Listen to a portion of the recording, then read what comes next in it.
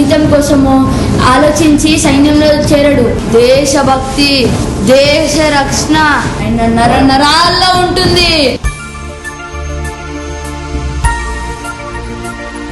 కుదిరితే పరిగెట్టు, లేకపోతే నడు. అది చేత కాకపోతే పక్కుపో. అంతేకాని కదలకుండా అలా ఒకే చోటు ఉండిపోకు. మా నాన్నగారు కూడా ఈ దేశం కోసం తమ ప్రాణాలను అంకితం చేశారు తాతయ్య. నేను కూడా మా నాన్నలాగా ఈ దేశం కోసం ఏదో ఒకటి చేసి తీరుతాను. అన్ని ప్రభుత్వాలే చేయలేవు కదా తాతయ్య, మనం కూడా చేద్దాం. కేవలం అబ్బాయిలే కాదు, అమ్మాయిలు కూడా ఏదైనా సాధించగలరని నిరూపిస్తా. మీరే రేపటి భారత పౌరులు. ఏంటన్నా మన వేరే డబ్బులు పుష్కలం ఉన్నాయన్నా, మానే అన్నా ఇవన్నీ. నువ్వేమన్నా రావణాసుడు తమ్ముడు విభూషణ్ అనుకుంటున్నావరా?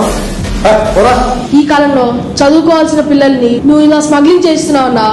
ఇక్కడ భవిష్యత్తు ముఖ్యం, పర్సన్ కాదు.